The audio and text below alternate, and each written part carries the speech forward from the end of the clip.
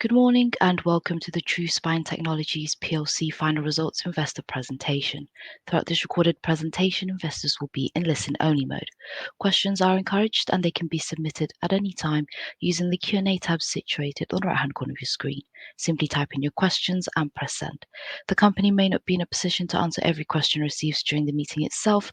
However, the company can review all questions submitted today and publish responses where it is appropriate to do so.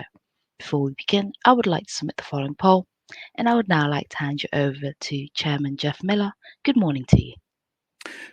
Good morning and welcome everybody to the TruSpine results presentation for the year to 29th of March 2024.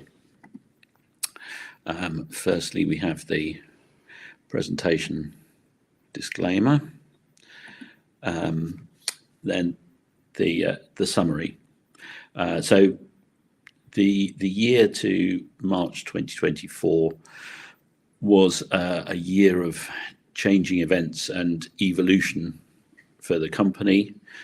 New members of the board came in at the end of the period, and I think having had now 6 months on the board, all of the new board members are increasingly confident of the future prospects for the company.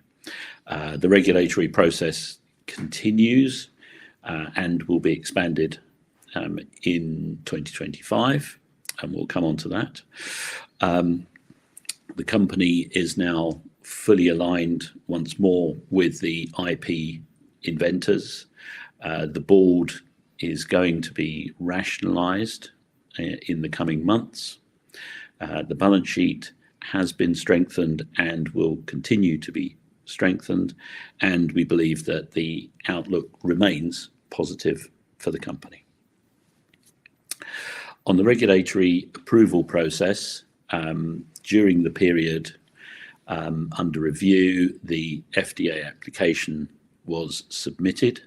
The FDA has raised a number of points that it wishes us to address as part of the process, and we're working with our US colleagues to address these issues. I've said on a number of occasions since taking the helm that we're no longer going to provide a running commentary on the FDA process, but we will of course provide an update if there's any material news without delay. We're planning a application in Europe, and we will have further news on that in the months to come. And we're looking at commercialization strategy across the US and Europe as we move through the regulatory process. On the intellectual property, the approach that the company took during the year to March 24 was a very adversarial one. It's not one that I was entirely comfortable was the most constructive way forward.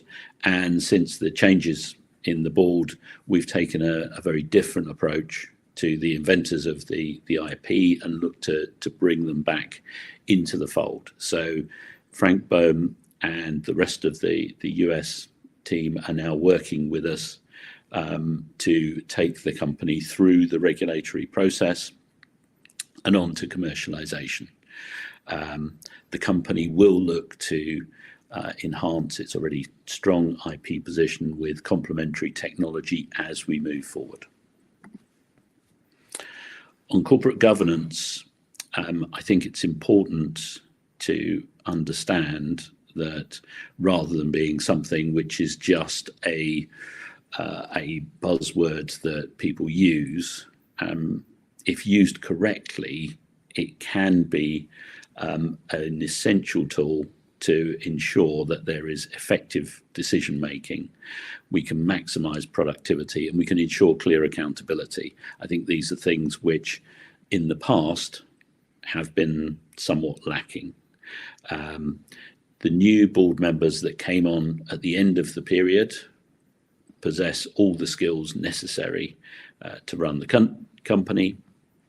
And Norman Lott, Nick Patel and Tim Evans will be standing down from the board at the next AGM, the notice for which should be going out in the next week or so.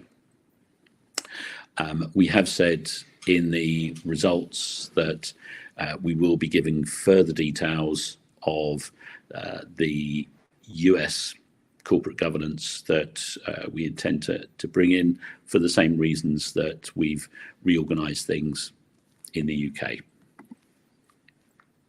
The results themselves, the loss after tax was 561,000 for the year versus 654,000 the previous year. The consolidated net assets, which is almost exclusively the intangible asset value of the IP, was broadly unchanged from the previous year. Cash and cash equivalents were 100,000 higher at the end of this year than they were at the end of the previous year. And during the period, the company had taken steps to bolster the balance sheet. There had been 427,000 added in both equity and convertible loan, and there was 200,000 of debt which was swapped for equity just before the period end. We do expect to add further equity to the business in order to provide us with the working capital required to meet the goals that we want to achieve. We will, as we have said previously, look at ways for all shareholders to participate in any further fundraising. Now I'd like to hand you over to Samuel Ogunzalu, who's one of our other directors, who will now take you through the technology itself. Good morning. The essence of TruSpine technology is, I guess, as it says on the name, we aim to keep the spine true, which means we're trying to preserve nature's design.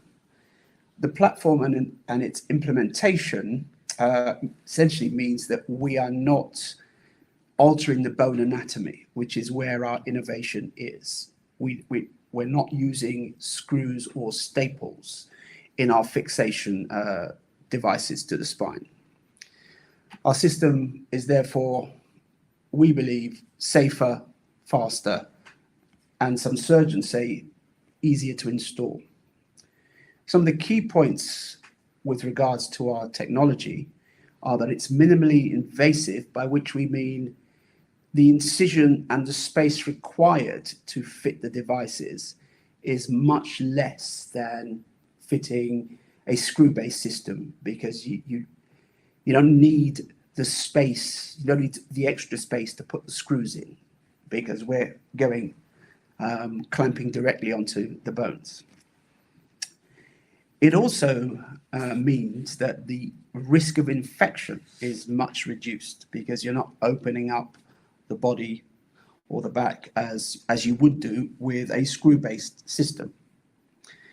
And as part of all that, it allows the body and it allows the surgeon to preserve the biomechanical integrity of the patient. So it means that they can still move the back and the joint in a similar way that they could do before.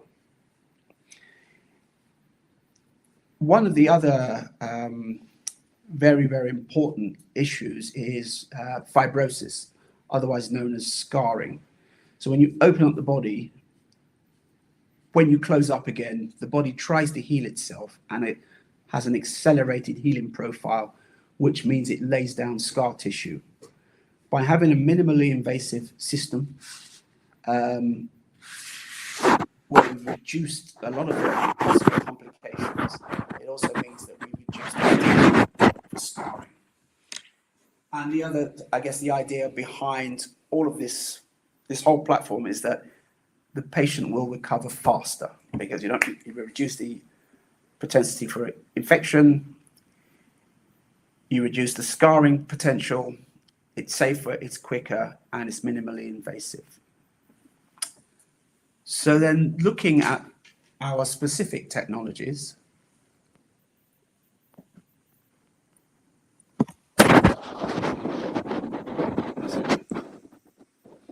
so the one our initial technology, the one that's in with the FDA at the moment, is our Servilock system, which is based at the top of the cervical spine, starting at C1, which is right at the top here. And this system fixes the way the spine moves and holds it in place and creates stabilization right at the top of the spine. This will be followed by our system called Facilock.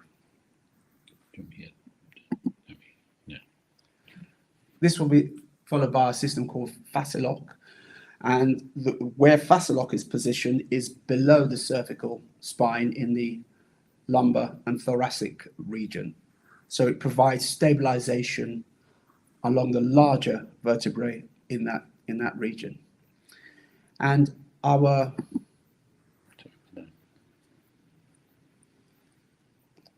final system is GRASP. Now, what GRASP does is it allows surgeons to decompress the spine in situations where there are protrusions or the cervical vertebrae is squeezing on the spinal cord. So our system allows the surgeons to open up the vertebrae and decompress the spinal cord.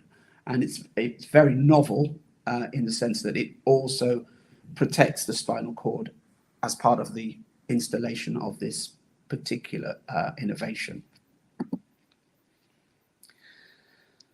So again, the strategic advantages are it's minimally invasive, lower infection risk, a faster patient recovery. Those are crucial in any operation, but especially in a spinal operation.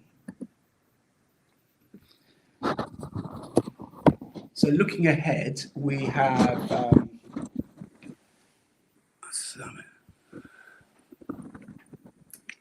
our dedication to developing proprietary minimally invasive technologies.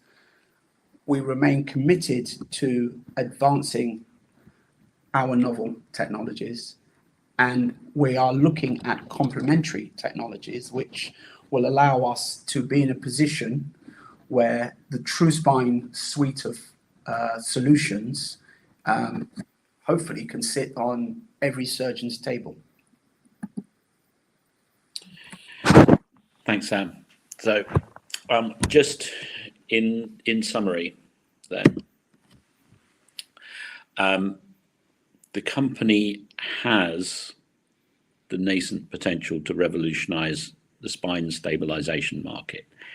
However, historically, it has tried to do too much, too quickly, with too little capital. The new board is looking to reset this and to ensure that we have an adequate capital base from which to achieve our company goals. We want to make sure that those goals are clearly defined, that any timelines that we give are achievable, and we want to ensure that there is clear responsibility to ensure that we have accountability of those that are actually doing the work. These are not things which were necessarily in place in the past, which is why the company finds itself where it does today. I think the prospects for the business are as exciting today as they were at the time of the company's admission to Aquis, and we look forward to the future with confidence. That concludes the formal part of the presentation, and we'd like now to move on to. That's great, Jeff. Samuel, thank you very much indeed for your presentation. Ladies and gentlemen, please do continue to submit your questions using the Q&A tab situated on the top right corner of your screen. While the company take a few moments to review those questions submitted today, I would like to remind you that a recording of this presentation, along with a copy of the slides and the published Q&A, can be accessed via your investor dashboard. Jeff, Samuel, we have received a number of questions, both pre-submitted and throughout today's meeting from investors. And if I may start the Q&A session with the following question. Are TruSpine still working with Frank Boehm? And if so, in what capacity? Thanks. Yes, Frank is a key member of our US team. Sam and I have just flown back this morning from an offsite which we had over the weekend with the members of the US team to discuss both the short-term and long-term strategy of the business. And as we have said in the announcement of the financials, we are going to give further details of how we're going to organise the US corporate governance at the forthcoming AGM. Thank you for clarifying this. Next question we've got. What have the company invested over £100,000 in, stated in the financial statement? So the £107,000 of increase in assets was an increase in the intangible assets that I referred to earlier. That breaks down between £56,000 in development costs and £51,000 in patent rights. That compares to £355,000 and £8,000 respectively in the previous year. Thank you, Jeff. How have TruSpine made such a large loss in the last year? What has the money been spent on, and what income does TruSpine have to justify this? So the full breakdown of the administrative expenses, which account for all of the losses of the company, are shown in note 6 to the accounts, and so you can see the details fully in there. The losses were 22% down on the previous year at 656,000 versus 846,000 in 2023. These costs reflect the running costs of the business, and until we have regulatory approvals for our products, we're not expecting to have any offsetting revenues. Thank you. Moving on topics. Since starting your role as chairman, do you feel the company now has a better executive management in place? I think we have a very strong management team now in place that has been significantly bolstered by the addition of the US team coming back on board. So yes, I think we have a very strong team. Another quick question for you here is, for those that are unaware, can you clarify your current shareholding? Sure. So my shareholding is currently 14,111,828 shares, as shown on the website, and I also hold £136,573 of our convertible loan notes, which will convert by the end of June next year into 9,104,866 shares, which will take my holding to 23,216,666 shares, which represents 14.3% of the enlarged share capital. Perfect. Thank you very much. Next question. Are there any hidden large shareholders investors should be aware of? The straightforward answer is no. There is a full list of shareholders over 3% and the shareholdings of all the directors on the website. There are no shareholders above 3% that are not listed on the website. And it is something which the company regularly reviews. It has online access to its share register, so there are no large shareholders that haven't been disclosed to the market. Thank you. Next question you have touched on during the presentation, but just in case there was anything to add here, the current situation regarding FDA clearance. Yeah, as you say, we have touched on it in the presentation. We've now got the US team have re-engaged on the application for server lock. We expect, because we now have a broader range of resources to apply to the application, that we will be looking to bolster the existing application with the help of our US colleagues. We have said that we won't be providing a running commentary on the FDA process, but we will, of course, update if there's any material changes without delay as required by Aquis, and it is something that we keep our financial advisors fully appraised of the position in order that they can advise whether or not there's any requirements to make any announcements. Thank you, Jeff. Next question is on IP, which you also covered during the presentation. What is the position regarding ownership of the IP? So the position on the IP ownership has always been clearly described by the company since its admission to Aquis. There have been suggestions in the past that there are question marks over the IP ownership. The company, under the previous management, took a very adversarial approach to the US team, which added significant uncertainty over the ownership of the IP. We've taken the reverse approach to ensure that there is no question that this is a clear position that the company has its IP, which Sam has taken us through this afternoon or this morning, and we don't believe that there should be any question now over the ownership of that IP. Thank you. Why was it necessary to issue more equity? The company needs capital in order to make its way through its regulatory approval process, initially in the US and prospectively in Europe.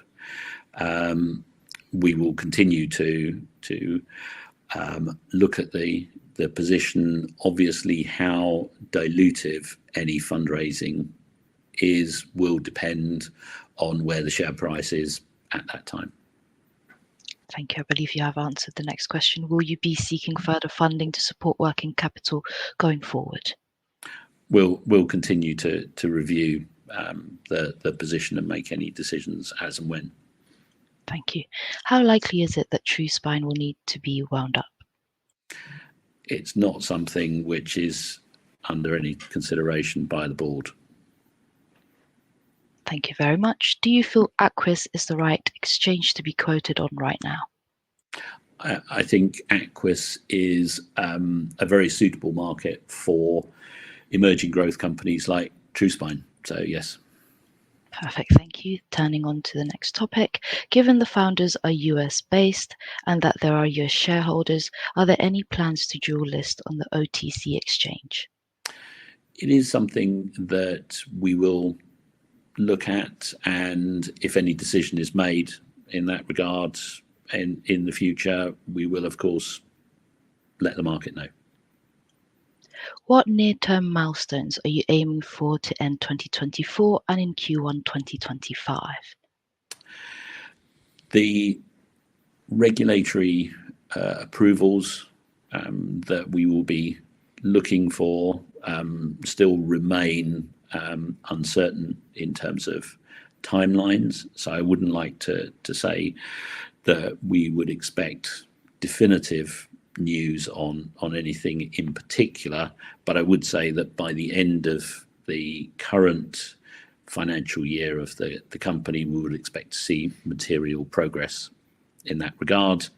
And as we look into 2025, we then look to see some definitive news on the commercialization process. Perfect, thank you. The next question is Linkotech owned money by the company? We did owe some money at the end of the period under review, having confirmed the amount that was owed to Linkotech with the company itself. That's been settled, so we don't owe any money to Linkotech as of today. Thank you very much. Next question, has the company received any indications of fraud since inviting shareholders to come forward with any information? No shareholders have brought any information forward that has given us any indication of fraud within or by the company.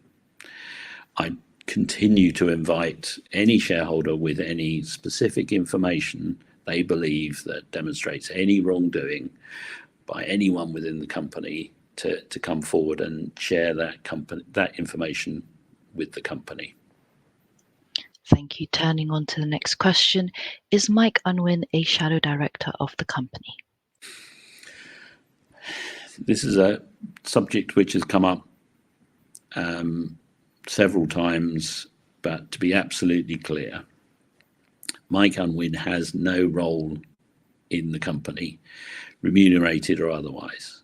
Neither does any entity in which Mike Unwin is involved have any role within the company, remunerated or otherwise. He's never acted as a shadow director within TruSpine, and that remains the case. Thank you. Moving on to a live question here. With regards to the IP situation, I understand an agreement was signed with the inventors, but given their prior actions, it seems like a high level of oversight should be had over them. Is there a plan in place for the company to act in case the same disputes arise again? As I said in the presentation, we will have a proper corporate governance within the US entity. We will ensure that we have very clear reporting lines and responsibilities, so we're not going to run into the problems that have occurred in the past, which I would say were down to a lack of transparency across the UK and US operations, which led to the misunderstandings that we had previously. So we will be able to explain more at the AGM. As I said, Sam and I have just come back from spending 2 days with the US team, making sure that we are all on the same page and all working together for the same goals. Thank you. And one last question here, which I believe you have touched on as well. Are there plans to offer shareholders opportunities to participate in future fundraising rounds to maintain their shareholding proportion? Simple answer, yes. Perfect. Thank you very much, Jeff, Samuel. Thank you for addressing those questions for investors today. And of course, the company can review all questions submitted today, and we will publish those responses on the Investor Meet Company platform. But before we redirect investors to provide you with their feedback, which I know is particularly important to the company, Jeff, could I please ask you for a few closing comments? Sure. I'd like to thank everybody for joining the presentation today. I hope that we've been able to give a flavour for the excitement that we feel about the prospects for the business, and would encourage anybody that wants to reach out to if they have any further questions that they need answering in the future. Fantastic, Jeff. Samuel, thank you once again for updating investors today. Could I please ask investors not to close this session, as you will now be automatically redirected to provide your feedback in order that the board can better understand your views and expectations. This will only take a few moments to complete, and I'm sure will be greatly valued by the company. On behalf of the management team of TruSpine Technologies PLC, we would like to thank you for attending today's presentation, and good morning to you all.